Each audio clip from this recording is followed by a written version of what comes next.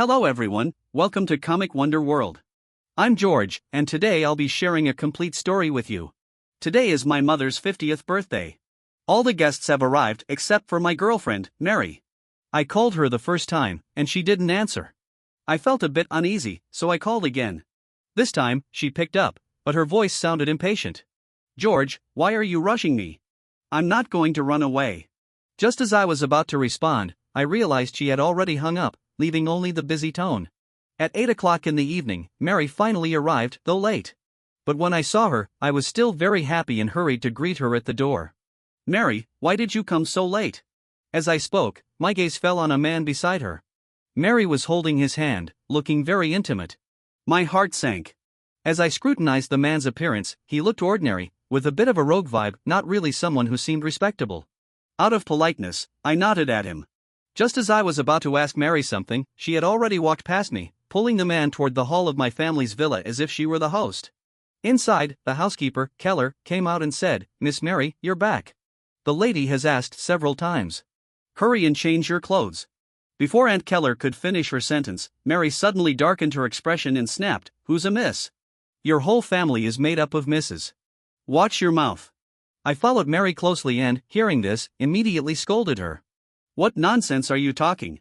Hurry and apologize to Aunt Keller. I thought Mary must have had a bad day outside, which made her speak such disrespectful words. So after scolding Mary, I apologized to Aunt Keller. Aunt Keller barely said, It's fine as long as Miss Mary is back. Just go check and change your clothes. Then something I could never have imagined happened. Mary suddenly stepped forward and slapped Aunt Keller hard across the face. Just a servant, a lackey, why should I apologize? Mary shouted at Aunt Keller. Miss asterisk, who are you cursing at, asterisk? Mary struck with such force that half of Aunt Keller's face instantly turned red and swollen, a trickle of blood oozing from the corner of her mouth. Aunt Keller was stunned, covering her burning face, unable to say a word.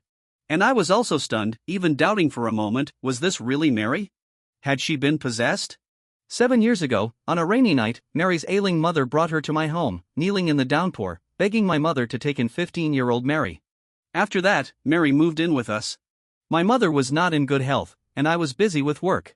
For the past 7 years, Aunt Keller had been taking care of her, treating her like her own daughter, with meticulous care. For 7 years, Mary had called her Miss Mary without any complaints. Today, however, in front of everyone, she slapped Aunt Keller hard. Mary, what are you doing? Are you crazy? I shouted.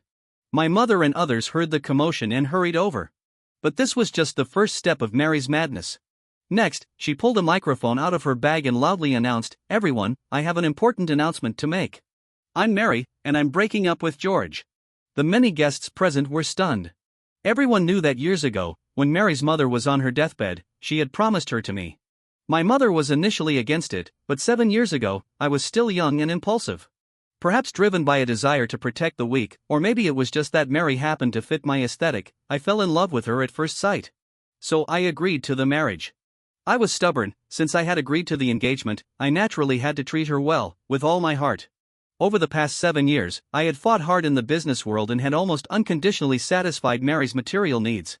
She liked to call me Brother George. Everyone envied me, envied her. Mary, what nonsense are you talking? I shouted. As I spoke, my gaze fell on a man in jeans, hands in his pockets, looking like he was enjoying the show.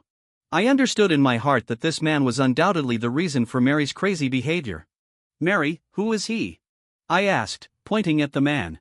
Mary rushed over, pushed me away forcefully, and shouted, George, what are you going to do? I'm telling you, you can't hurt Brother Tom. Brother Tom, George, I'm here to tell you that I, Mary, am not your family's child bride. As she spoke, she darted over to my mother, held her hand, head held high, and shouted, Old lady from the George family, don't think I don't know you're taking advantage of the situation. With my dad dead and my mom sick and helpless, you're forcing her to give me to that scum George. My mother turned pale with anger, clutching her chest, swaying as if about to fall, unable to utter a word. I hurried to support her. I really didn't know what scum actions I had committed to deserve such retribution. In my ears, Mary's incessant voice rang out, George, I've had enough of you. Do you know that every day I'm with you, I feel utterly disgusted? What else can you do besides using your money to control me like a lapdog, circling around me? The remaining words were truly too harsh to describe. I couldn't believe Mary could say such things. Madam! Aunt Keller called out anxiously. "Young master, the madam has fainted." I turned around and saw my mother's face, passion having fainted from anger. "Mary, I agree to break up now. Take your man and get out." I glanced at that man, meanwhile hurrying to call the driver over. Many guests rushed to support my mother, preparing to take her to the hospital. However, Mary blocked the doorway, shouting, "George, you're not allowed to make things difficult for Brother Tom. Or else." My mother had congenital heart disease, and now, suddenly stimulated, she had fainted. Everyone knew that heart disease was not like other illnesses. Once it flared up, it could easily lead to death due to slow medical response. And Mary, this woman I had cared for and loved for 7 years, was blocking the door for her so-called Brother Tom, preventing me from taking my mother to the hospital. She naturally knew my mother had congenital heart disease and couldn't handle stress. "Why don't you speak, Mary?" I pointed at her, commanding, "Get lost." I shouted angrily, calling the bodyguards to pull Mary away, and hurriedly took my mother to the hospital. Fortunately, after emergency treatment, my mother stabilized and was out of danger. But at that moment, Aunt Keller called me, "Young master, if the madam is fine, can you have someone watch over her and come back?" "What's wrong?" I asked anxiously.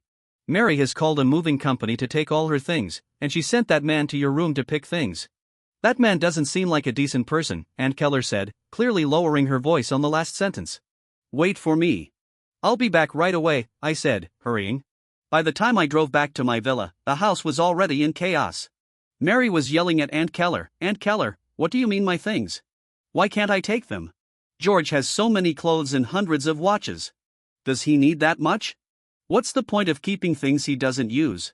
Waste is shameful. Sooner or later, he'll be struck by lightning.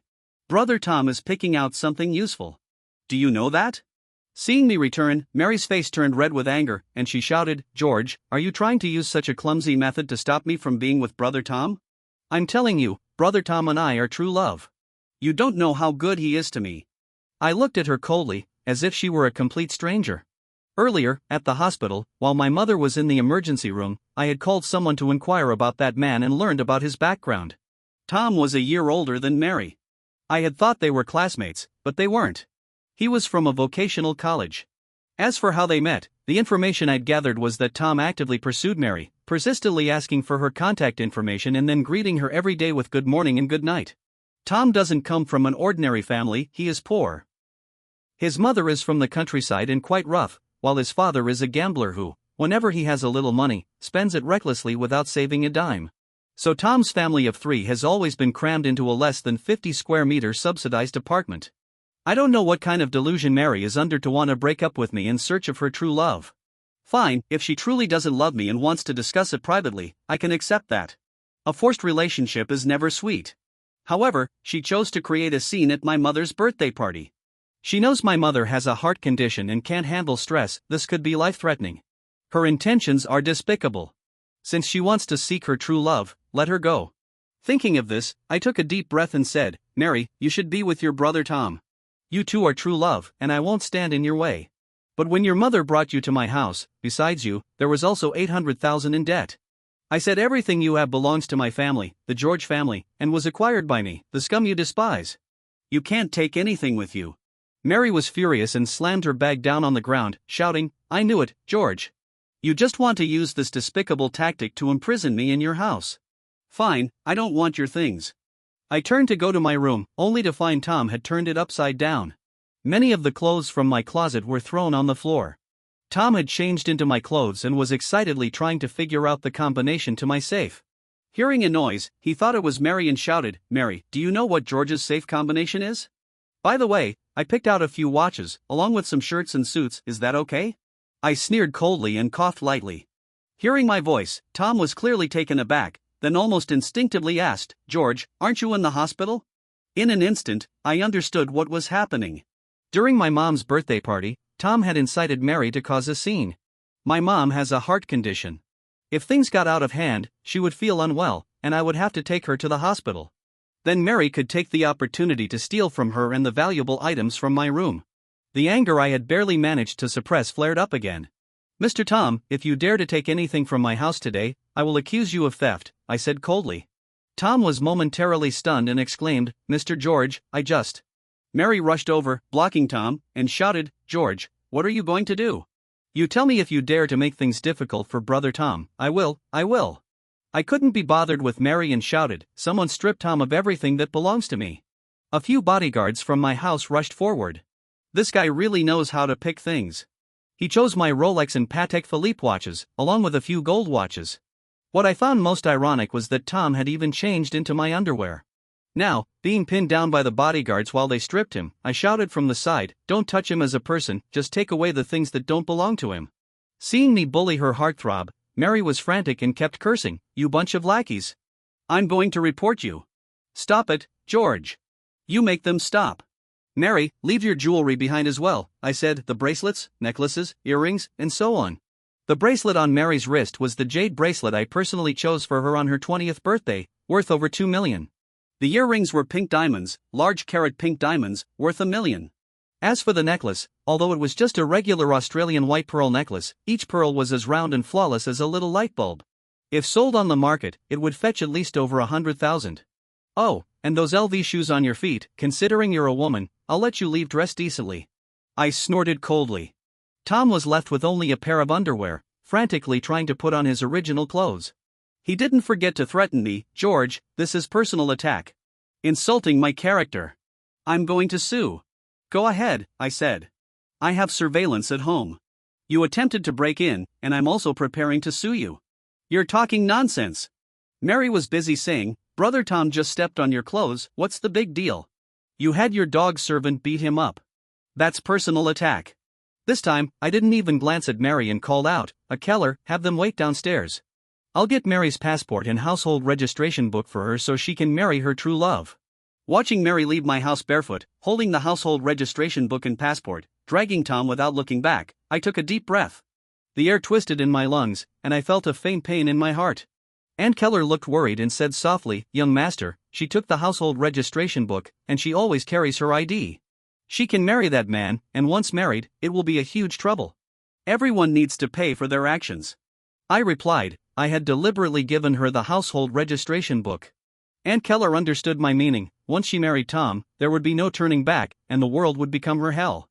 A woman who deliberately provoked my mother into illness, even wanting her life, was not worth my protection. However, the next day, Mary called me, chattering away and accusing me, "George, who do you think you are to stop my bank card? I'll tell you, I'm 21 this year, and you have no right to control my money." I don't know why, but I suddenly laughed. "Mary, so you do know you're 21 and adult now?" I sneered. "I stopped my bank card, not yours." On the phone, Mary's voice came through again, "George, you need to restore my bank card quickly. I'm getting married, and I have a lot to buy. Do you understand? I know you're just trying to use money to blackmail me, forcing me to come back. You want to keep me obediently by your side. Your methods are too despicable. I'll tell you, I won't. Brother Tom is my true love." When Mary said the last sentence, there was a hint of pride in her tone, almost a trace of threat. After thinking carefully, I understood, yes, for these 7 years, I had always been devoted to her, pampering her, which led her to be lawless. So she thinks she can easily manipulate me, and all I did was feel jealous. "Mary, first, you need to clarify a concept. For these 7 years, I've been eating my food, using my things, wearing my clothes.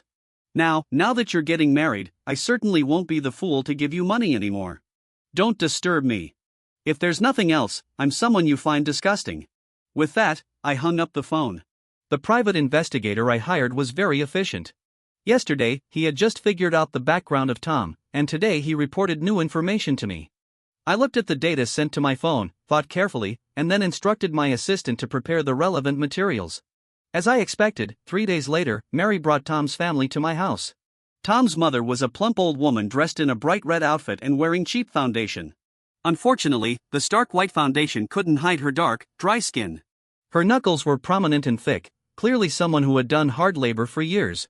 As for Tom's father, he had shifty eyes, his clothes draped over his shoulders. As soon as he entered my living room, he looked around as if he were a thief. I sat on the sofa in the living room, scrutinizing them with a critical eye. Perhaps feeling uncomfortable under my gaze, Tom's mother plopped down on the sofa opposite me, crossed her thick legs, and struck a pose. "Mary, let me speak," Tom's mother said. Mary glanced at me and nodded. "George," Tom's mother shouted, "does your family lack manners? Didn't your mother teach you that when guests come to your home, you should prepare tea and snacks? You're not my guest, you don't deserve it. Don't flatter yourself, I replied in a gentle tone, as if discussing the weather. Tom's mother seemed taken aback by my directness, momentarily stunned, then muttered, "Rich people are so stingy. If you have something to say, say it. If not, get out." "This is not a place you deserve to be," I repeated, "don't deserve," twice. Mary couldn't help but exclaim, "George, people are equal. I never realized you were so uncultured. From now on, you don't deserve to stand here either." I truly felt disheartened. "George, we didn't want to come to you, but when Mary was young, her mother brought her to seek refuge with your family. Now that she has grown up, shouldn't you return what belongs to Mary's family?" Tom's mother said, holding her head high. Sure enough, I looked at Mary and asked, "Mary, are you here to retrieve the things your mother brought to my house?" "Yes," Mary replied angrily. "We used to be wealthy, with properties, stocks, bank savings, etc. You need to return them to me quickly." "What do you mean by freezing my bank account?" "George, let me tell you, if you don't return my family's property, I will sue you." I nodded slightly and said, "Since you're married now, your belongings should indeed be returned to you." With that, I asked Aunt Keller to bring over the materials that had been prepared earlier.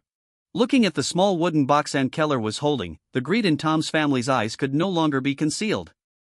I opened the box and took out a stack of documents, saying, "Mary, when your mother brought you to seek refuge with my family, besides you, there was also $8 million in debt. I mentioned this a few days ago. I paid off the debt years ago. However, considering you are now married to Tom, I would appreciate it if Mr. Tom could help Mary repay this money to me. Additionally, these are the expenses for Mary's living and needs during her 7 years in my home, so I would also appreciate it if Mr. Tom could reimburse me for that. Mary and I are not related. She lived in my house for 7 years without any reason for it to just be forgotten. All the documents and evidence are here. If you don't pay, I will take legal action to reclaim my rightful legal rights." This outcome was far from what Tom's family had expected. Tom initially thought that with Mary dressed in designer clothes and wearing jewelry worth millions, she must be the daughter of a wealthy family. He put in a lot of effort to pursue her, stir things up, and meticulously planned a romantic scam. He even managed to manipulate her, especially after he learned that Mary was an orphan and was staying at my house. He naively believed that marrying Mary would allow him to seamlessly take over her family's assets, achieving a class leap and thus avoiding a lifetime of struggle. In the end, Mary's family only had $8 million in debt. I watched the expressions on Tom's family's faces, they were truly spectacular. I slowly sipped my tea and said, "My lawyer will be here soon. Mr. Tom, if you don't have money, that's fine. Just write me an IOU with interest comparable to a bank mortgage. I won't cheat you." Tom's face turned ashen with anger. Tom's mother suddenly stood up and, without warning, slapped Mary across the face. "Tell me, is what he said true?" Tom's mother's spit landed on Mary's face, and even from 2 or 3 steps away, I could smell her foul breath. How could Mary endure this? Does love really make one lose their reason? Mary's fair face instantly swelled up from the slap, and she covered her face, crying out, "Mom, why are you hitting me?" "Hitting you?" Tom's mother scolded. "I thought you were a rich person when I let you in, but it turns out it was all a facade. I just want to know, is what George said true?" Mary timidly looked at me. Tom's mother, "If you want to hit someone, go home and do it, but not here," I said coldly. "Every word I say is true, and I have enough evidence to prove that Mary's family owed money back then." "Why did Mary's father die young?"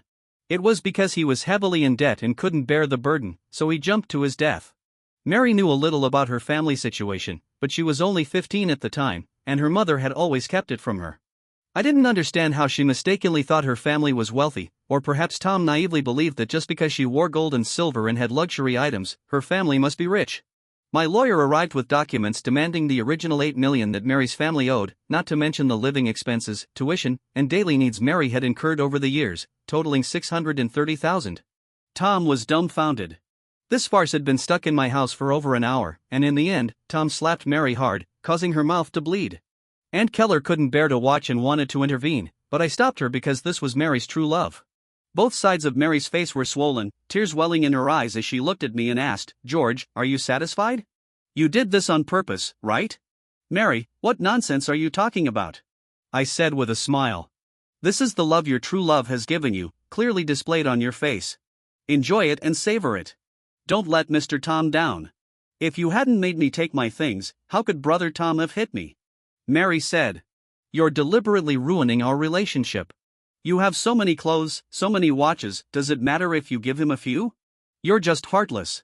Brother Tom is right, the rich live in excess, while the poor freeze to death on the streets. Can't you help us? My lawyer was stunned into silence by this nonsense. Aunt Keller and I were once again petrified. Tom had already walked into my yard, and after waiting for a while without seeing Mary come out, he shouted from outside, "Are you dead in there? Hurry up and come out." Mary, not having time to say anything, hurriedly walked out. I deliberately walked into the yard and said, "Aunt Keller, get rid of the sofa that Tom's family sat on. Disinfect the living room, and don't let those people come back." Disdain was evident on my face. Tom turned around, clenched his fist at me, and said, "George, do you dare to look down on me?" "Yeah, I do look down on you," I replied softly. "You should take a look at yourself, you're really dirtying my territory." I genuinely looked down on Tom. He's just a worthless guy trying to climb up by using women. After Tom's family left with Mary, Aunt Keller looked worried. I knew what was on her mind and comforted her a bit. "How did Mary end up like this?"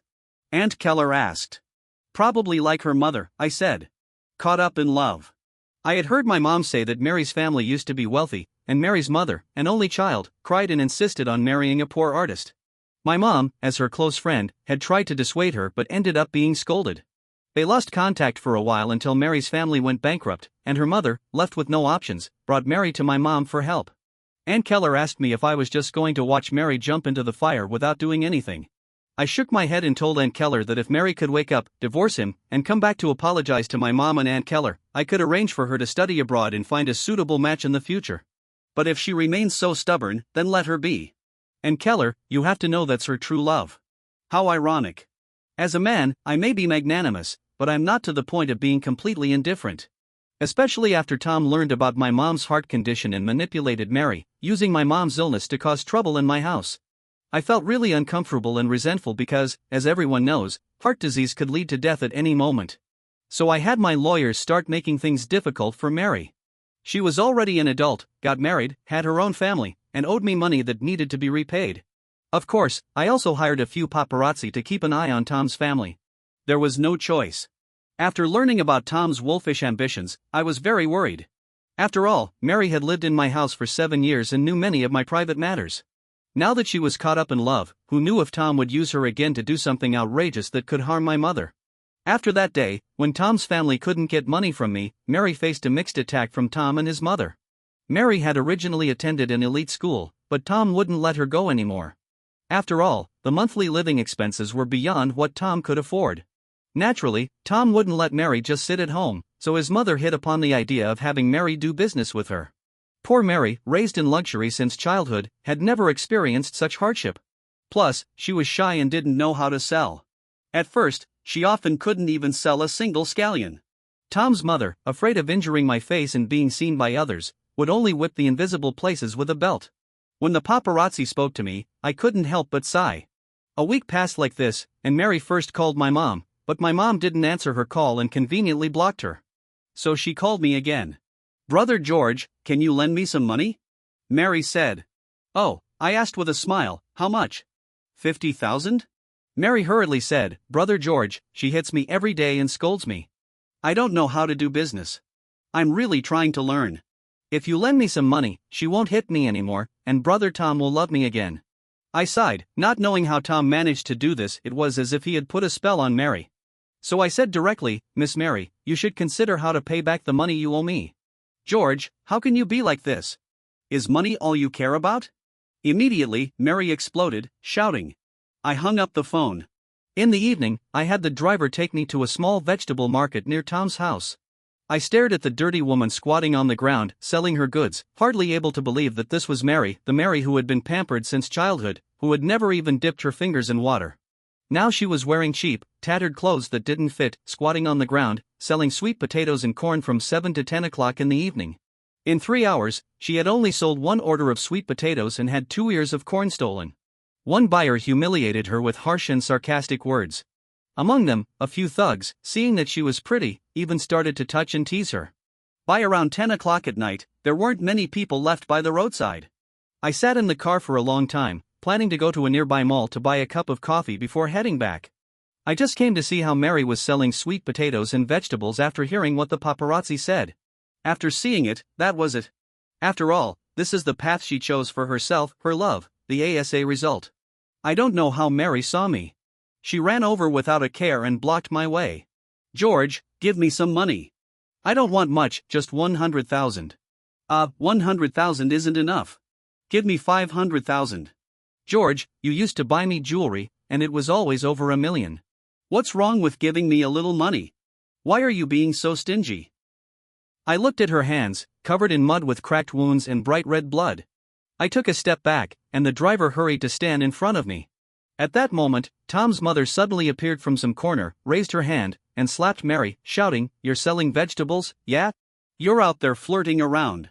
How could my Tom be so blind as to choose such a useless woman? Always restless. Every few days, I'll kill you. I'll kill you." As she spoke, Tom's mother swung her arm at Mary. Mary was hit and kept retreating, trying to escape, crying out, "Mom, I didn't. I didn't. I just." Is it that you can't stay calm when you see a man? Tom's mother began to scold her, words very harsh. I felt like a passerby, just watching, neither happy nor sad.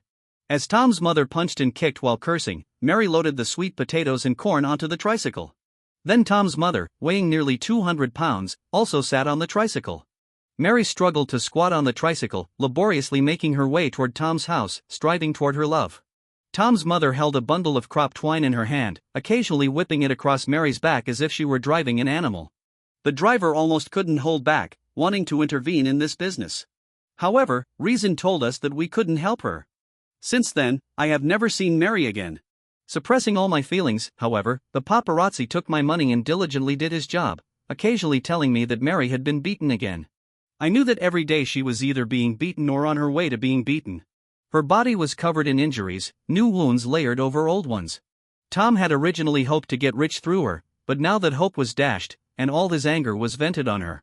Mary's life was unbearable. Every day, she did heavy labor and occasionally suffered mixed beatings from Tom's family. 2 months later, the paparazzo told me that Mary was pregnant, and it had been confirmed. Upon hearing this news, I fell silent. After thinking it over for a night, I told the paparazzo not to follow them anymore, it was pointless. A week later, I unexpectedly received a call from Tom. "Mr. George, let's talk. I know you still can't forget Mary. What do you want to talk about?" I asked. "I'll return Mary to you if you give me 5 million. How about that, Mr. George? I've done my homework. Your consortium has more than a dozen publicly listed companies. You're quite wealthy. 5 million is just a drop in the bucket for you." I smiled calmly and said, "You're right. 5 million is indeed just a drop in the bucket for me, hardly worth mentioning. In the past, I would casually spend a few million on jewelry for Mary." On the other end of the line, Tom was beaming as he said, "Mr. George, does that mean you agree? Don't worry, I'll have Mary back today." I scoffed and said, "Mr. Tom, my family only engages in legal business. We never deal in human trafficking. This is extortion, and I've already recorded our conversation." With that, I hung up the phone and conveniently blocked him, or rather, I should say blocked Mary because he had called from Mary's number. This guy named Tom truly disgusted me. He manipulated Mary, who was naive and inexperienced, then came to my house to disrupt my mother's birthday party, nearly giving her a heart attack. And now, with Mary pregnant, he sent someone to my house. In the following 2 months, I went abroad. Business was quite smooth, but with a large family and many affairs to attend to, Mary gradually faded from my mind. In our circle, some people have started to approach me about marriage proposals. I have declined them all. I don't know why, but these past few days, I felt restless. On Christmas Eve, I was home alone when I unexpectedly received a call from a stranger. I thought it was a wrong number and didn't answer the first call, but then another call came in right after. Reluctantly, I picked up, preparing to tell the caller to check the number before calling again. However, as soon as the call connected, I heard Mary's somewhat deranged laughter. "Brother George, Merry Christmas. Happy birthday. Yes, my birthday is on Christmas." I was about to hang up when I heard a soft, almost affectionate giggle through the phone. "Brother George, I killed them all. It's so good, they're all dead. I'll tell you, not only have I learned to sell vegetables, but I've also learned to sell meat, chopping it piece by piece with a cleaver. The poison works really well.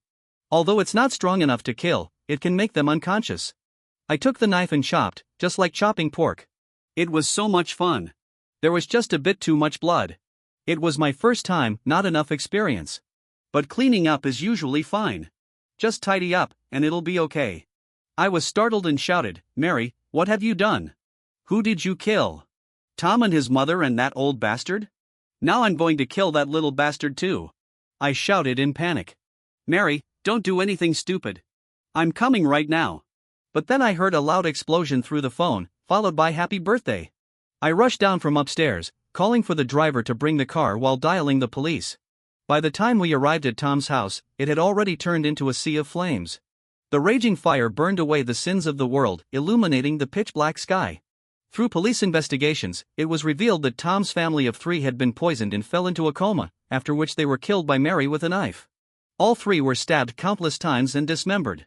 After killing the 3, Mary turned on the gas and set the place on fire, which subsequently caused an explosion. What left the police speechless was that Tom's head was not found at the crime scene. Instead, it was discovered days later in a septic tank. Various signs indicated that the anger and resentment in Mary's heart had been brewing for more than just a day or two. The police interviewed Tom's neighbors and learned that Tom's family had been abusing Mary, employing extremely cruel methods. Once, Tom hung Mary up with a rope and whipped her with a belt all night. It was only when a neighbor couldn't bear to watch that they called the police, who then rescued her. Some even said that Tom's father had repeatedly raped Mary, and when she resisted, he would beat her. It was truly disgusting. I took care of Mary's funeral arrangements and buried her ashes next to her mother's grave. On the day of the burial, I placed a bouquet of sunflowers in front of her tombstone. I hope that in the next life, she can discern right from wrong and understand the malice of the human heart. She should not blindly fall into the traps of love. As for me, I don't know what to say. If Mary truly didn't love me and sought another, I would naturally wish her well. But she, until her death, could not let me go.